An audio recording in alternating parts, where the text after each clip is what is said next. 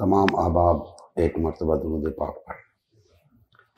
اللہم صلی علی سیدنا و مولانا محمد وعلی آل سیدنا محمد۔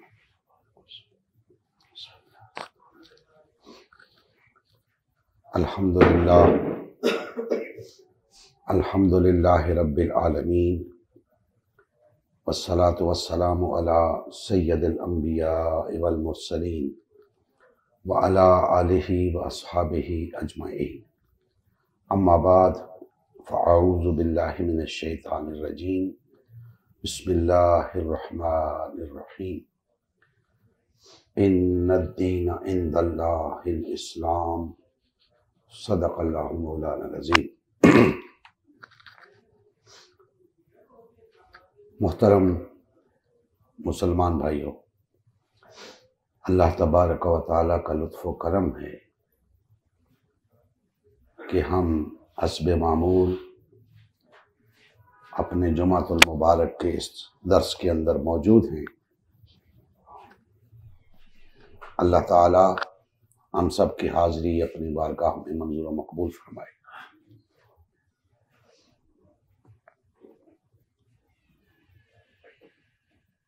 اللہ جل مجدہ نے فرمایا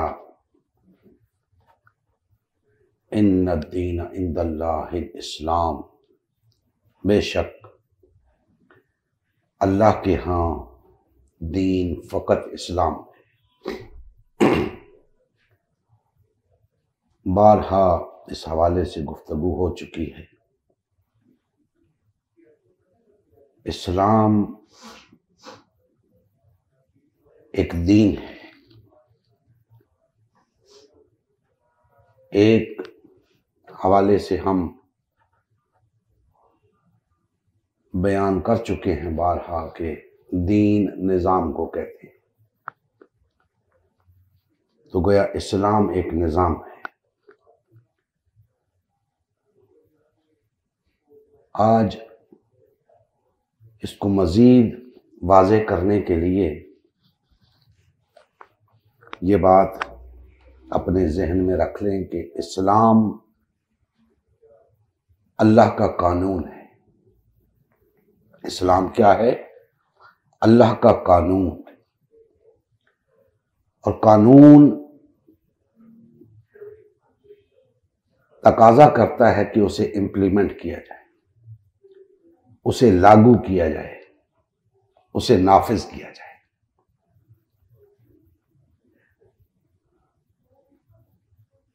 اگر ہم اسلام کی اس تعریف کو پیش نظر رکھیں تو بات کچھ یوں سمجھ آتی ہے کہ جو کچھ آپ اپنی مرضی سے کرتے رہتے ہیں وہ اسلام نہیں ہے، بلکہ جو کچھ آپ کو کرنے کا پابند کیا جاتا ہے حکومتی سطح پہ، ریاستی سطح پہ، اس کا نام اسلام ہے۔ تو اللہ کا قانون اسلام ہے۔ اس قانون کے نفاذ کے لیے، اس کو لاگو کرنے کے لیے، اس کو امپلیمنٹ کرنے کے لیے معاشرے کے اندر اللہ جل مجدہ نے کم و بیش 1,24,000 انبیاء کرام علیہم السلام کو مبعوث فرمایا، اور ان کو یہ مقصد عطا کر کے بھیجا کہ روئے زمین کے اوپر میرا قانون لاگو کرو،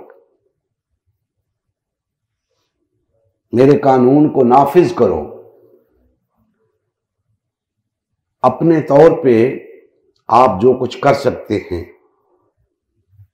وہ ایک الگ چیز ہے۔ مذہب جسے ہم کہتے ہیں وہ اپنے طور پہ کرنے والے کام ہوتے ہیں، انفرادی معاملات ہوتے ہیں۔ گو کہ ہمارے اس دین کے اندر اللہ کے قانون کے اندر، اس نظام کے اندر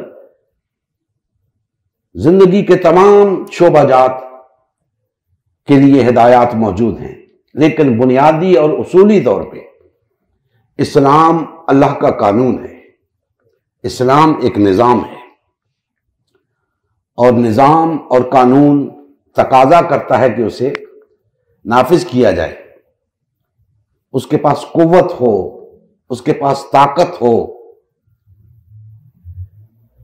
تو لا محالہ انبیاء کرام علیہ السلام کی بعثت کا مقصد اللہ کے قانون کو روئے زمین کے اوپر، انسانی معاشروں کے اوپر نافذ کرنا تھا۔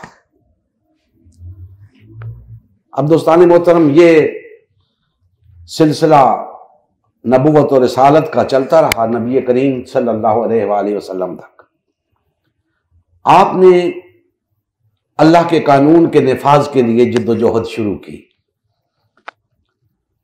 اور اللہ کے قانون کو نافذ کر کے دکھایا، امپلیمنٹ کر کے دکھایا۔ اب وہ جو اللہ کا قانون نافذ ہوا معاشرے کے اوپر، گویا ایک ریاست قائم ہوئی۔ ریاست کی باغ ڈور نبی کریم صلی اللہ علیہ وآلہ وسلم کے ہاتھ میں تھی۔ اسی کو قوت نافذہ کہتے ہیں، اسی کو اقتدار کہتے ہیں، اسی کو حکومت کہتے ہیں۔ تو جب قوت نافذہ، اقتدار، حکومت آپ کے پاس ہوگی تو آپ کی مرضی کا قانون چل سکے گا۔ جب یہ قوت نافذہ، یہ طاقت آپ کے پاس نہیں ہوگی، آپ کوئی قانون معاشرے کے اندر لاگو نہیں کر سکتے۔ معاشرے کے اندر انہی کا قانون چلے گا جن کے پاس اقتدار ہوگا، قوت نافذہ ہوگی، طاقت ہوگی۔ تو اللہ جل مجدہ نے انبیاء کرام علیہ السلام کو اس لیے مبعوث فرمایا کہ جائیں وہ طاقت حاصل کریں، قوت نافذہ حاصل کریں، اقتدار حاصل کریں، تاکہ میرا قانون لاگو ہو سکے بندوں کے اوپر۔ اور جب اللہ کا قانون معاشرے میں نافذ ہوتا ہے تو معاشرہ اعتدال پہ آ جاتا ہے، معاشرے کے اندر عدل ہوتا ہے، انصاف ہوتا ہے۔ اور جب عدل ہوتا ہے معاشروں کے اندر تو پھر ہر شعبہ زندگی معمول پہ آ جاتا ہے، اعتدال پہ آ جاتا ہے، لوگوں کو ان کی بنیادی ضروریات مہیا ہو جاتی ہیں، ان کے بنیادی حقوق حاصل ہو جاتے ہیں۔ جب لوگوں کو بنیادی حقوق مل جاتے ہیں، بنیادی ضروریات مل جاتی ہیں، اس کے بعد اگر کوئی شخص اللہ کے قانون سے انحراف کرتا ہے، اللہ کے قانون کی خلاف ورزی کرتا ہے، اس کے لیے سزائیں رکھی گئی ہیں، اس کے لیے سزائیں رکھی گئی ہیں۔ اس سے پہلے وہ سزائیں نہیں دی جا سکتی۔ ہمارے ہاں عموماً ان سزاؤں کے نفاذ کو اسلام کہا جاتا ہے، ایسا نہیں ہے۔ ان سزاؤں کے نفاذ سے پہلے معاشرے کو اس کے بنیادی حقوق دینا ہوں گے، اس کی بنیادی ضروریات کو پورا کرنا ہوگا۔ جب اسے بنیادی حقوق اور بنیادی ضروریات مہیا ہو جائیں گی تو ثابت ہو جائے گا کہ اب اسے کچھ غلط کرنے کی ضرورت نہیں ہے۔ اپنی حاجات کو پورا کرنے کے لیے، اپنی ضروریات کو، اپنے حقوق کے حصول کے لیے کچھ غلط کرنے کی ضرورت نہیں ہے اسے۔ اگر وہ غلط کرے گا تو سزا پائے گا۔ سزا بھی کیسی؟ عادلانہ سزا، چھوٹا بڑا سب برابر ہوں گے اس میں، کسی کے ساتھ کوئی رعایت نہیں ہوگی، سب کو عدل میسر آئے گا، سب کے ساتھ انصاف ہوگا، سب کے حقوق برابر ہوں گے، سب کی ضروریات پوری کی جائیں گی۔ تو جب یہ نظام معاشرے میں لاگو کر دیا گیا، نبی کریم صلی اللہ علیہ وآلہ وسلم کے عہد مبارک سے اس کا آغاز ہوا۔ جیسے جیسے یہ نظام آگے بڑھتا ہے، اس کے اندر اصلاحات ہوتی جاتی ہیں۔ ایک دم سے سب کچھ لاگو نہیں ہوتا، بتدریج اللہ کے قانون کا نفاذ ہوتا ہے، کیونکہ اس دوران میں معاشرے کی اصلاح ہوتی جاتی ہے، معاشرے کے اندر لوگوں کو ان کے حقوق ملنا شروع ہو جاتے ہیں، ان کی ضروریات پوری ہونا شروع ہو جاتی ہے، لہذا قوانین کا نفاذ ہوتا جاتا ہے۔ اگر سب کچھ میسر آ جانے کے بعد بھی کوئی شخص ریاست کے خلاف یا معاشرے کے خلاف کسی جرم کا ارتکاب کرتا ہے تو پھر اسے سزا دی جاتی ہے۔ پھر یہ نہیں دیکھا جاتا کہ کوئی چھوٹا ہے یا بڑا ہے، کوئی با اثر ہے یا غریب ہے، مسکین ہے، کسی کے پاس کوئی سفارش نہیں ہے، نہیں، سب کے لیے پھر ایک قانون ہوتا ہے، کیونکہ اللہ کا قانون ہے۔ اللہ کی نظر میں سب برابر ہیں، تمام مخلوق اللہ کی نظر میں برابر ہے۔ تو دوستان محترم، جب یہ نظام لاگو ہو گیا، اللہ کا قانون نافذ ہو گیا، اور دنیا نے دیکھا کہ دنیا کا نقشہ بدل گیا، دنیا کا نقشہ بدل گیا، اسلامی ریاست کہاں سے کہاں چلی گئی، پھیلتی گئی پھیلتی گئی۔ کیوں؟ اس نظام کی برکات تھی، اس نظام کے ثمرات تھے۔ یہ نظام روئے زمین کے اوپر پہلی مرتبہ نبی کریم صلی اللہ علیہ وآلہ وسلم نے متعارف کرایا۔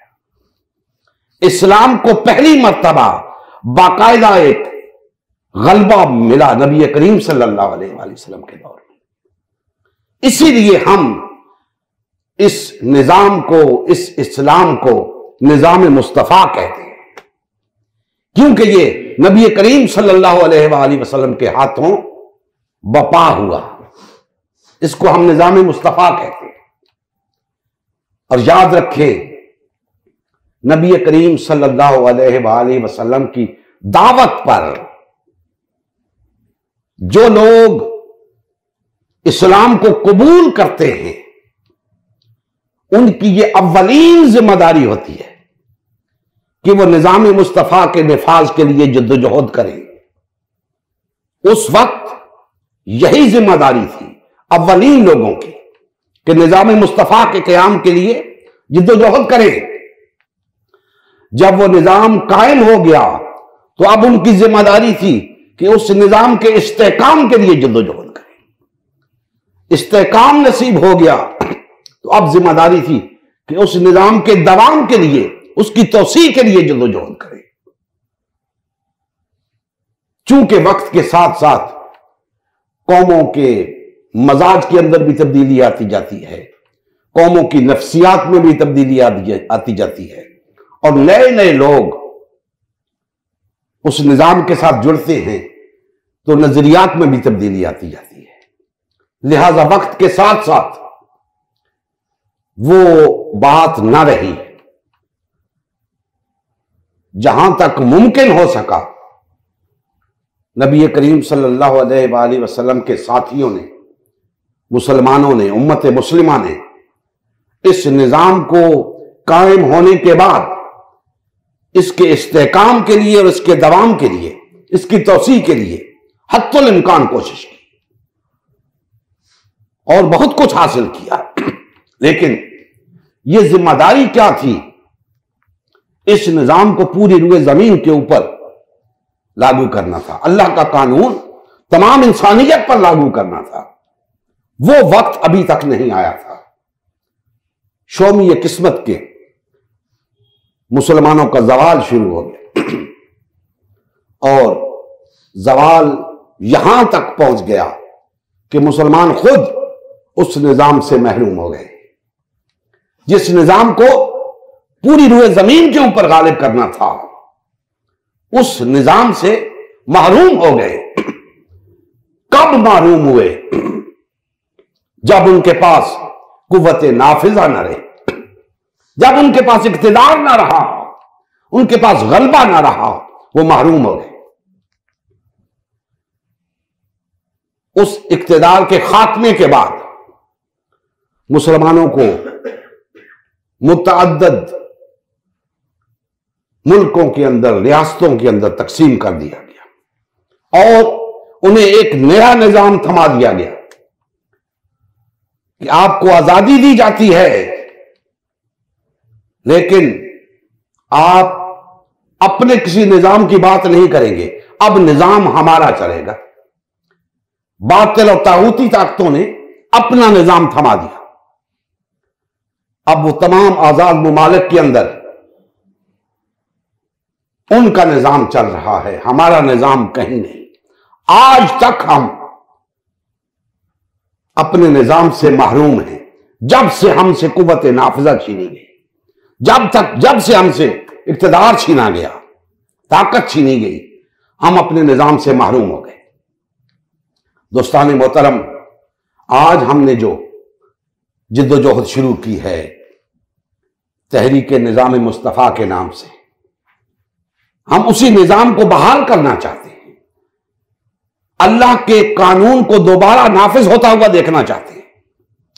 اقتدار کی باغ ڈور ان لوگوں کے ہاتھوں میں دیکھنا چاہتے ہیں جو اللہ کے قانون کو کما حق نافذ کر سکے. وہ قانون ہوتا ہی نہیں جو امپلیمنٹ نہ ہو سکے، جس کا نفاذ نہ ہو سکے. اگر آج یہ کتاب ہمارے پاس موجود ہے اور ہم کہتے ہیں کہ تمام قوانین اس کے اندر موجود ہیں، تو بھائی یہ قوانین نہیں ہیں اگر یہ نافذ نہیں ہے. ہمیں تو ایک لمحے کے لیے بھی اس کے بغیر رہنے کی اجازت نہیں ہے. ہمہ وقت اس قانون کو لاگو ہونا چاہیے. لیکن افسوس کہ ہم اس بات کو بھلا بیٹھے. آج چونکہ ہم پر ایک اور نظام مسلط ہے جو ہمارا نہیں ہے، ہم اس نظام کے شیدائی ہو چکے ہیں اور اس بات کو بھول چکے ہیں کہ ہم اللہ پر، اللہ کے رسول صلی اللہ علیہ وآلہ وسلم پر ایمان لائے ہیں. ہماری ذمہ داری فقط اور فقط یہی تھی کہ اللہ اس کے رسول کا وفادار بن کے رہیں، اللہ کے قانون کو، نظام مصطفیٰ کو قائم کریں. یہ ہماری ذمہ داری تھی. لیکن آج اس طرف ہماری توجہ ہی نہیں. آج ہم دین جمہور کے غلبے کے لیے لگے ہوئے ہیں. پورے ملک کے اندر آج دین جمہور کے غلبے کے لیے، اس کے استحکام کے لیے جد و جہد ہو رہی ہے. کون کر رہا ہے جد و جہد؟ نظام مصطفیٰ والے کر رہے ہیں. نظام مصطفیٰ کے وارث دین جمہور کا تحفظ کر رہے ہیں. نظام مصطفیٰ کے وارث دین جمہور کو غالب کرنے کے لیے جد و جہد کر رہے ہیں. دین جمہور کو مستحکم کرنے کے لیے جد و جہد کر رہے ہیں. یہ 25 کروڑ مسلمان در حقیقت دین مصطفیٰ کے وارث ہیں. لیکن یہ بات انہیں بھلا دی گئی، انہیں دین جمہور کا گرویدہ کر دیا گیا. آج ہم انہیں یہ بھولا ہوا سبق یاد دلانے آئے کہ بھائیو، آپ جو کچھ بھی ہو، اگر اللہ اس کے رسول کا کلمہ پڑھتے ہو تو تمہارا نظام فقط نظام مصطفیٰ ہے. تمہیں کسی اور نظام کی بات ہی نہیں کرنی چاہیے. چاہے جائے کہ تم اسے سپورٹ کرو، چاہے جائے کہ تم اس کے لیے اپنی توانائیاں صرف کرو، اپنا مال لگاؤ، قربانیاں دو. ہرگز نہیں. یہ سب کچھ تو تمہیں نظام مصطفیٰ کے لیے کرنا چاہیے۔ تو دوستان محترم، اب اس پیغام کو گھر گھر تک پہنچانا ہے، فرد فرد تک پہنچانا ہے کہ اگر تم مسلمان ہو تو تمہاری ذمہ داری فقط نظام مصطفیٰ کے قیام ہے، نظام مصطفیٰ کا نفاذ ہے۔ اور میں نہیں سمجھتا کہ کوئی شخص جسے سیدھا کلمہ بھی پڑھنا نہ آتا ہو وہ نظام مصطفیٰ سے اختلاف کرے، نہیں ہو سکتا۔ ضرورت اس امر کی ہے کہ ہمیں ان تک پہنچنا ہے، انہیں یہ بات سمجھانی ہے، انہیں یہ بات باور کرانی ہے کہ بھائی آپ جو کچھ بھی ہو مسلمان تو ہو نا، کلمہ تو پڑھتے ہو، بس یہی کافی ہے، اور نظام مصطفیٰ کے سپاہی بن جاؤ، نظام مصطفیٰ کے لیے جد و جہد کرو۔ آج جو قربانیاں آج تک دیتے آئے ہو دین جمہور کے لیے، آج وہی قربانیاں نظام مصطفیٰ کے لیے دو، وہی مال نظام مصطفیٰ کے لیے لگاؤ۔ اللہ بھی خوش ہوگا، اللہ کا رسول بھی خوش ہوگا، تمہاری بھی دنیا سمجھ جائے گی، انسانیت کی بھی فلاح ہو جائے گی۔ تو کیوں ایسے کام کے پیچھے پڑے ہو جو سراسر گھاٹے کا سودا ہے؟ اور نظام مصطفیٰ کے لیے جد و جہد کرے، نظام مصطفیٰ کے راستے میں اٹھایا ہوا ایک قدم تمہاری نجات کا باعث بن سکتا ہے۔ تمہیں اندازہ ہی نہیں کہ اس نظام کے لیے کوئی قربانی دینے کا، اپنی توانائیاں صرف کرنے کا، اپنا مال خرچ کرنے کا کتنا اجر ہے، اندازہ ہی نہیں تمہیں۔ اور تو صحیح تم دیکھنا، اس کے ثمرات دیکھنا، پوری دنیا کے اندر اللہ کا قانون نافذ ہوگا، تمام انسانیت نظام مصطفیٰ سے مستفید ہوگی، انسانیت کو نجات کی راہ میسر آئے گی، اور لوگوں کو وہ مواقع میسر نہیں آئے گے جن سے فائدہ اٹھانے کے لیے وہ غلط کام کرتے ہیں، جن سے فائدہ اٹھانے کے لیے وہ جرائم کا ارتکاب کرتے ہیں۔ اور اگر کوئی جرم کا ارتکاب کرے گا تو اسے سزا ملے گی، معاشرے سے جرائم کا خاتمہ ہوگا، ہر طرف امن ہوگا، عدل ہوگا، خوشحالی ہوگی، بے روزگاری کا خاتمہ ہوگا، غربت کا خاتمہ ہوگا۔ آج آپ کو سبز باغ دکھائے جاتے ہیں، ہر جماعت ہر الیکشن سے پہلے مختلف خوش کن نعرے آپ کے سامنے لے کر آتی ہے، ہم یہ کر دیں گے، ہم وہ کر دیں گے، دودھ اور شہد کی نہریں بہا دیں گے۔ جب وہ اقتدار میں آتے ہیں آپ اپنی کھلی آنکھوں سے دیکھتے ہو وہ کچھ نہیں کرتے، اور نہ صرف وہ کچھ نہیں کرتے، آپ بھی کچھ نہیں کر سکتے۔ آپ پھر 5 سال بیٹھ کے تماشا دیکھتے ہو، 5 سال بعد پھر وہ آتے ہیں، دل خوش کن نعرے لگاتے ہیں، سبز باغ دکھاتے ہیں۔ اسی طرح زندگی کی گاڑی چل رہی ہے، آپ کے ساتھ دھوکہ ہو رہا ہے، دجل ہو رہا ہے، مکر ہو رہا ہے، فریب ہو رہا ہے۔ نکل آؤ اس فریب سے۔ یہ نظام ہمارا نظام نہیں ہے، ہمارا نظام صرف نظام مصطفیٰ ہے، اسی کے لیے ہمیں جینا ہے، اسی کے لیے مرنا ہے، اسی نظام مصطفیٰ کو ہی اسلام کہتے ہیں، اسی کا وفادار رہنے کا تم نے عہد کیا ہے، اسی نظام کے لیے جینا اور مرنا، اللہ اس کے رسول پہ ایمان لانا ہے، اسی نظام کے لیے جد و جہد کرنا مسلمان ہونے کی دلیل ہے۔ سمجھو اس بات کو۔ اگر آپ کو کسی نے نہیں بتایا تو نہ صحیح آج تو ہم بتا رہے ہیں، آج ہی سمجھ جاؤ، فلاح مل جائے گی، نجات پا جاؤ گے۔ آج جو نظام ہم پر مسلط ہے اس کے اندر نہ صرف ہمارے مسائل کی حل کی صلاحیت نہیں بلکہ وہ ہمارا نظام ہی نہیں۔ اگر وہ نظام یہ دعویٰ کرے کہ ہمارے مسائل حل کر سکتا ہے، اس کے باوجود وہ ہمارا نظام نہیں، کیونکہ ایسا ممکن نہیں کہ ہمارے نظام کے مقابلے میں، نظام مصطفیٰ کے مقابلے میں کوئی نظام آ کر یہ کہے کہ میں نظام مصطفیٰ سے بہتر صلاحیت رکھتا ہوں۔ ہرگز نہیں۔ نظام مصطفیٰ کے اندر جو صلاحیت ہے وہ کسی اور نظام کے اندر نہیں ہے۔ نظام مصطفیٰ ہی وہ واحد نظام ہے جو انسانیت کے مسائل کے حل کی صلاحیت رکھتا ہے۔ جب یہ واحد نظام ہے تو پھر پوری انسانیت کو چاہیے کہ اسی نظام کو اپنائے۔ یہ نظام آیا ہی اس لیے تھا کہ تمام انسانیت اس نظام کو اپنائے، لیکن افسوس کہ جو اس نظام کو ماننے والے تھے انہوں نے ہی اس نظام کو ترک کر دیا، وہ خود اس نظام سے محروم ہو گئے۔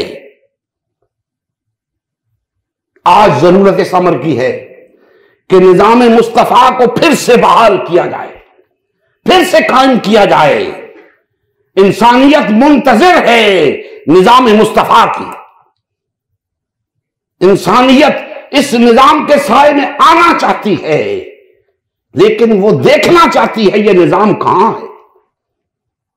ہمیں یہ نظام بپا کر کے دکھانا ہوگا، اور اگر ایک دفعہ یہ نظام مصطفیٰ روئے زمین پہ کسی خطے پہ قائم ہو گیا، انسانیت کچھاں کچھاں اس نظام کے سائے میں آئے گی، کیونکہ اس نظام کے ثمرات نظر آئیں گے، اس کے نتائج نظر آئیں گے۔ دنیا کھلی آنکھوں کے ساتھ دیکھے گی کہ یہ نظام واقعتاً وہ واحد نظام ہے جو تمام انسانیت کے مسائل کے حل کی صلاحیت رکھتا ہے۔ اور انسان اتنا بھی خود غرض نہیں ہے کہ کھلی آنکھوں سے دیکھے کہ اس میں میرا فائدہ ہے اور پھر اسے قبول نہ کرے۔